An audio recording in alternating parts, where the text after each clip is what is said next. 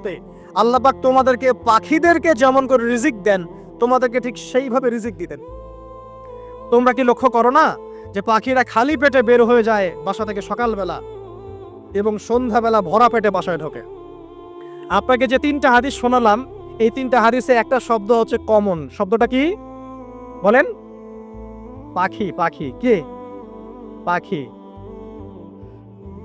আল্লাহ রাব্বুল আলামিন পাখিদের কাছ থেকে আমাদেরকে শিখতে বলছেন এবং বলছেন যে পাখিদের মনটা হয় খুব নরম, খুব সফট, এবং তারা আল্লাহর প্রতি তাওয়াক্কুল করে পূর্ণ মাত্রায়।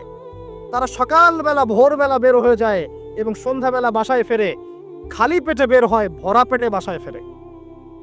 এবং আল্লাহ পাক সবচেয়ে সম্মানিত মৌত যেটা শহীদের মৌত, সেই শহীদদের আত্মাকে আল্লাহ পাক পাখির রূপ দিবেন। তাহলে পাখিটার বিষয়ে একটা ফোকাস করার দরকার আছে না? আচ্ছা, এখানে আসেন। পাখির মন হচ্ছে নরম।